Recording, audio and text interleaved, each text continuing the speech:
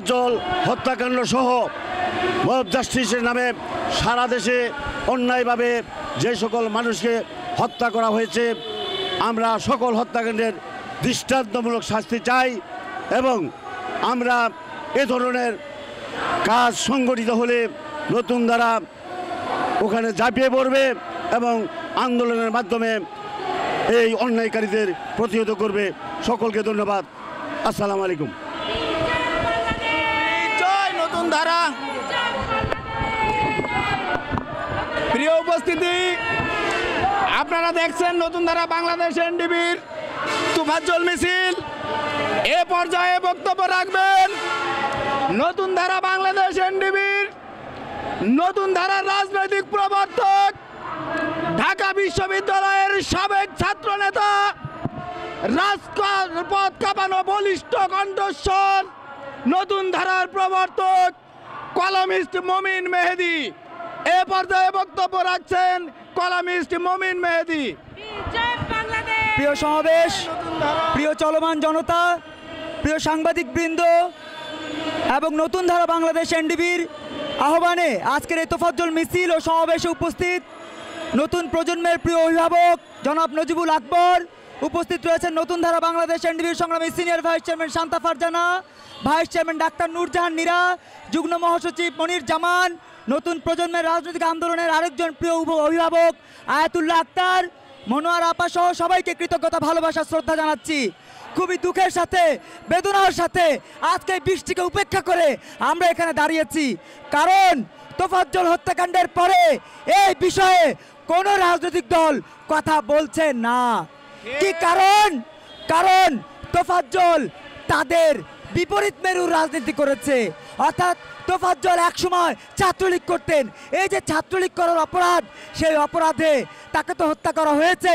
তার মৃত্যুর পরে, এই যে ইনজাস্টিসের পরে তার পক্ষে একটু কথা বলবে, সে কথা বলার জন্য সাবেক ছাত্রলীগ নেতা নুরু আসেনি, সাবেক ছাত্রলীগ নেতা মান্না ভাই আসেনি, সাবেক ছাত্রলীগ নেতা আসম রব আসেনি, সাবেক ছাত্রলীগ নেতা জাসদ ছাত্রলীগ নেতা জামাত আমির ডাক্তার শফিকুর রহমান আসেনি, সাবেক ছাত্রলীগের নেতারা কেউই আসেনি।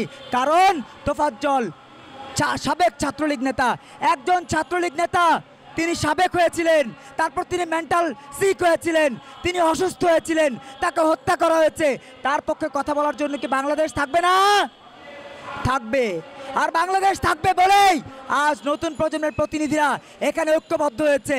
আমরা বলতে চাই, গত ৩৬ জুলাই, অর্থাৎ এই জুলাই ৩৬-এ যে কজন মানুষকে হত্যা করা হয়েছে তার সুষ্ঠু বিচার আমরা চাই। একই সাথে মব জাস্টিসের শিকার গত ১৬-১৭ বছরে প্রায় ৮২২ জন ব্যক্তির হত্যাকাণ্ডের বিচার আমরা সুষ্ঠু তদন্তের মধ্যে চাই।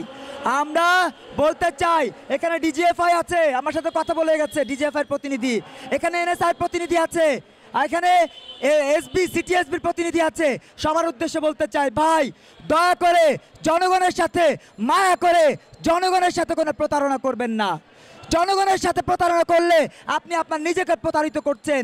আপনি গোয়েন্দা সংস্থায় চাকরি করেন, আপনি প্রশাসনে চাকরি করেন, যেখানেই আপনি চাকরি করেন না কেন, জনগণের বিরুদ্ধে যাওয়ার কোনো রাইট আপনার নাই। দয়া করে জনগণের পক্ষে কথা বলতে হবে, জনগণের কথা ভাবতে হবে, জনগণের কথা ভাবতে হবে, জনগণকে নিয়ে চিন্তা করতে হবে, যাতে করে কোনোভাবেই দেশের মানুষের অমঙ্গল না হয় আপনার দ্বারা। প্রিয় বন্ধুরা, আমরা এভাবে বাংলাদেশকে দেখতে চাই, যেভাবে ৫৬,০০০ বর্গ মাইলের এই স্বাধীন সার্বভৌম মানচিত্রের জন্য আমাদের মুক্তিযুদ্ধ হয়েছিল, ৯ মাস যুদ্ধ হয়েছিল।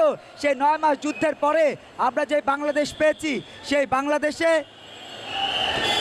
বাংলাদেশে কোনোভাবেই অন্যায়, অপরাধ, দুর্নীতিকে প্রশ্রয় দেওয়া চলবে না। খুন, সন্ত্রাস, গুমকে প্রশ্রয় দেওয়া চলবে না। আপনারা যদি গুমকে প্রশ্রয় দেন, তাহলে কিন্তু আপনি আপনার নিজের সাথে প্রতারণা করছেন, নিজের সাথে বেইমানি করছেন। এই কারণেই জনগণ, সাধারণ মানুষকে অনুরোধ জানাবো, দয়া করে আমরা যেহেতু আপনার কথা বলি, আমরা যেহেতু আওয়ামী লীগের কথা বলি নাই গত ১৬-১৭ বছর, আমরা যেহেতু বিএনপির পক্ষে কখনো ছিলাম না, আমরা যেহেতু জামাতের পক্ষে কখনো ছিলাম না, আমরা যেহেতু নতুন প্রজন্মের প্রতিনিধিরা আলাদা স্বতন্ত্রভাবে আপনার কথা বলছি। চালের দাম বাড়লে আমরা কথা বলি, তরকারির দাম বাড়লে তরকারি নিয়ে মিছিল করি, আমরা গ্যাসের দাম বাড়লে চুলা নিয়ে মিছিল করি। ইতিহাস দেখেন, নতুন ধারার ইতিহাস বলছে আমরা সব সময় আপনাদের পক্ষে ছিলাম। তাহলে আপনারা কেন আমাদের পক্ষে আসবেন না? কেন নতুন ধারার রাজনীতি করবেন না? কেন গিয়ে 2000 টাকার বিনিময়ে, 1 প্যাকেট বিরিয়ানির বিনিময়ে অন্য রাজনৈতিক দলের সাথে কথা বলবেন? কেন আপনি আপনার নিজেকে বিকিয়ে দিবেন? কেন আপনার ভোটটা টাকার বিনিময়ে দিবেন? কেন আপনি জনগণের সাথে আপনার নিজের সাথে প্রতারণা করবেন? দয়া করে এই সব বিষয়গুলো মাথায় রেখে, এই সব প্রশ্নগুলো মাথায় নিয়ে ঘুমাতে যাবেন। তাহলে দেখবেন নতুন ধারার রাজনীতিকেরা আরও পরিসরে, আরও বড় পরিসরে, আরও বড়ভাবে আওয়াজ তুলবে, আওয়াজ রেইজ করবে। আর সেই আওয়াজের মধ্যে, ভয়েস রেইজের মধ্যে আপনার আওয়াজটাও থাকবে। আপনার আওয়াজ যদি থাকে, আপনার বাড়ি কেউ দখল করতে পারবে না। আপনার আওয়াজ যদি থাকে, আপনার ভাইকে কেউ হত্যা করতে পারবে না। আপনার আওয়াজ যদি থাকে, আপনার বোনকে কেউ ধর্ষণ করতে পারবে না। আপনার আওয়াজ যদি থাকে, আপনার এই ফুটপাতের ব্যবসা থেকে কেউ চাঁদা তুলতে পারবে না। আপনার ভয় যদি থাকে, জনগণ হিসেবে, আপনি একজন সাধারণ মানুষ হিসেবে আপনার সাথে পুলিশ কখনো দুর্নীতি করে ঘুষ চাইতে পারবে না। আপনার যদি আওয়াজ থাকে তাহলে সুদ বাড়বে না। আজকে ব্যাংকে সুদ বেড়েছে, জানেন কিনা আমি জানি না। বাংলাদেশ ব্যাংক সুদ বাড়িয়েছে। এই যে সুদ বাড়ছে, আমরা বিশ্বের দ্বিতীয় বৃহত্তম মুসলিম দেশ। এই দেশে আমরা কোনোভাবে সুদকে স্বীকৃতি দিতে পারি না। কি পারে? আমরা সুদকে স্বীকৃতি দিতে পারি না। আমরা কি ঘুষকে স্বীকৃতি দিতে পারি না। একজন মুসলমান হিসেবে, একজন সচেতন নাগরিক হিসেবে আসুন আমরা সবাই সকল অন্যায়ের বিরুদ্ধে কথা বলি, সকল অপরাধের বিরুদ্ধে কথা বলি। আমরা যদি কথা না বলি তাহলে কিভাবে হবে? পরিশেষে জাতীয় কবি কাজী নজরুল ইসলামের ভাষা বলতে চাই, আমরা যদি না জাগি মা, কেমনে সকাল হবে? তোমার ছেলে জাগলে মাগো রাত পোহাবে তবে। আর সেই রাত পোহাবার জন্য আমরা এত আন্দোলন সংগ্রাম করেছি, 16 বছর পুলিশের পিটুনি খেয়েছি। সর্বশেষ 28 জুন পুলিশ আমাদেরকে এইখানে দাঁড়িয়ে আমাদের উপরে হামলা করেছে। এইখানকার যিনি দায়িত্বপ্রাপ্ত কর্মকর্তা এখনও আছেন, তিনি আমাদের উপরে হামলা করেছেন। সেই পুলিশ কর্মকর্তা এখনও আছেন। এমন বাংলাদেশ আমরা চাই না। আমরা চাই সত্যিকারের স্বাধীনতা আসুক। আমরা চাই সত্যিকারের সমৃদ্ধ হোক বাংলাদেশ।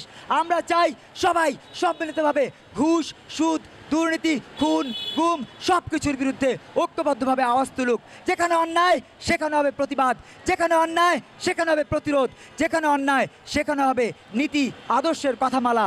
বিজয় বাংলাদেশ, বিজয় নতুন ধারা। সবাইকে কৃতজ্ঞতা জানিয়ে আমি আমার বক্তব্য শেষ করছি।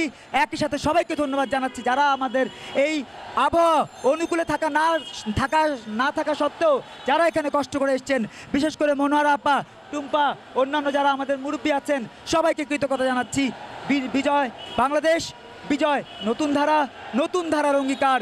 দুর্নীতি থাকবে না। আমরা একটু স্লোগান দিব, আপনারা একটু স্লোগান দিবেন। বিজয় বাংলাদেশ, বিজয় বাংলাদেশ, বিজয় বাংলাদেশ। বাংলাদেশে হত্যাকাণ্ডের বিরুদ্ধে কোনো ধারা আছে? ইন্ডাস্ট্রির বিরুদ্ধে কোনো ধারা আছে? কোন সে ধারা? বাংলাদেশের পক্ষে যারা, খুন গুমের বিরুদ্ধে যারা, ইনজাস্টিস চায় না যারা, ইনজাস্টিস চায় না যারা, ইনজাস্টিস চায় না যারা, খুন গুম চায় না যারা, দুর্নীতি চায় না যারা, জনগণের পক্ষে যারা, বাংলাদেশের পক্ষে যারা, ছাত্র যুবর পক্ষে যারা, সবাইকে আবারও ভালোবাসা। আসসালামু আলাইকুম। এটা একটু দিয়ে দেন।